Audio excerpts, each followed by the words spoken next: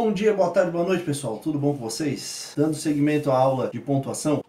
Como a gente já viu nas últimas aulas, as pontuações que marcam pausa, vírgula e ponto, hoje a gente vai ver então ponto e vírgula. O ponto e vírgula ele é o meio termo entre o ponto e a vírgula. Quando o ponto e vírgula é usado como ponto, ele é um ponto reduzido, ou seja, tem uma pausa reduzida em relação ao ponto. E quando é usado no lugar de uma vírgula, ele é uma vírgula com uma pausa mais alongada em relação à vírgula no caso. Ele tem algumas manhas aqui no uso, mas em geral, as regras que a gente aplica para vírgula também servem para ponto e vírgula. A gente vai ver um pouquinho do uso específico aqui do ponto e vírgula.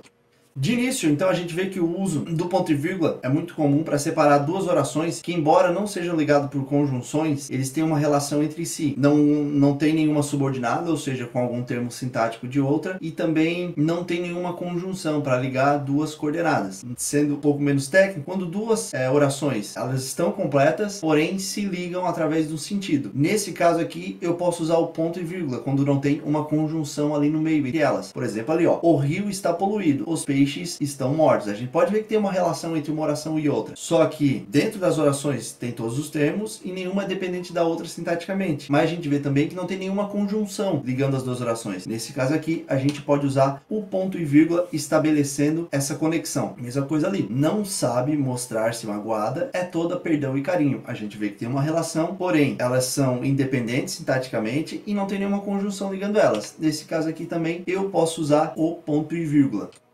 Quando nós temos duas ou mais orações e na oração seguinte uma vírgula esteja subdividindo a oração. Quando eu vou ter essa separação no período entre uma oração e outra, sendo que a outra oração já tem uma separação dentro dela, eu posso usar um ponto e vírgula para separar uma oração dessa outra que também já tem uma separação dentro dela. Nesse exemplo aqui, ó, chamo-me Inácio, ele Benedito. Podemos ver da primeira para a segunda oração foi usado ponto e vírgula, porque na segunda oração, já depois do primeiro termo, a gente tem uma vírgula. Como essa oração aqui já tem uma vírgula, devido do verbo chamar, que no caso aqui é ele chama-se Benedito, e é usada essa vírgula, então a gente usa esse ponto e vírgula para dividir essas duas orações. Como já tem essa vírgula aqui, eu vou usar um ponto e vírgula antes desse termo. Então esse ponto e vírgula é usado em relação àquela vírgula que já vem em seguida. 10 professores votaram a favor do acordo, 9 contra. Podemos ver aqui ó, que 9 contra tem essa vírgula aqui no meio do verbo votar, certo? 9 votaram contra. Para separar essa oração dessa outra que já tem uma divisão dentro dela mesma, eu vou usar esse ponto e vírgula.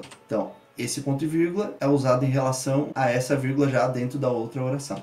Separar os diversos itens e enunciados enumerativos. A gente viu lá na vírgula, quando eu tenho uma enumeração dentro de uma oração, ou seja, vários termos um do lado do outro com a mesma função sintática, eu uso a vírgula para separar eles. Nesse caso aqui, o ponto e vírgula eu uso quando eu vou enumerar, só que em forma de lista, ou seja, um embaixo do outro. Para ter essa relação, dizendo que é uma enumeração, eu boto ponto, vírgula, e continuar de baixo. Ponto, vírgula, continua lá de baixo. Como é expressado aqui, ó. Precisamos de alegria, ponto, vírgula, força, ponto, vírgula, parceria, ponto, vírgula, paciência. É como se um tivesse do lado do outro, mas como eu estou listando uma embaixo da outra, aí eu vou usar o ponto e vírgula, só que eu continuo embaixo, então por isso que eu uso o ponto e vírgula. Então nesse caso aqui é uma enumeração, ó. Quem precisa de alguma coisa. Então isso tudo aqui são objeto indireto do verbo precisar, por isso que é uma enumeração. E também eu uso o ponto e vírgula para enfatizar o sentido tanto adversativo quanto conclusivo. Quando eu tenho as conjunções adversativas e as conclusivas, eu posso pôr um ponto e vírgula para dar ênfase a essa conjunção. Naqueles dois exemplos ali a gente pode ver isso. Pode a virtude ser perseguida, mas nunca desprezada. Então eu uso esse ponto e vírgula para dar mais ênfase a esse mas. Pode a virtude ser perseguida, mas nunca desprezada. Então eu tenho uma pausa maior para dar mais ênfase à conjunção mas. Por isso eu tenho esse ponto e vírgula. Da mesma forma aqui em seguida, ele anda ocupado, por isso não tem respondido às suas cartas. Então eu uso esse ponto e vírgula para dar ênfase a essa conjunção, por isso que é uma conjunção conclusiva. Conjunção conclusiva. Certo? Então, gente, uma aula bem curtinha, bem tranquila de entender. Eu fiz a aula só do ponto e vírgula já para a gente encerrar esse assunto das pontuações que marcam pausa. Em seguida a gente vai entrar ali nas da entonação. Se vocês não viram as outras aulas, pode voltar ali para ver de ponto, que a gente fala também um pouquinho sobre estrutura de texto, e a vírgula. Não esquecendo que eu posso usar o ponto e vírgula no lugar do ponto ou da vírgula, só que sempre levando em conta que ela é uma pausa menor que a do ponto e um pouco maior que a da vírgula. Se a gente for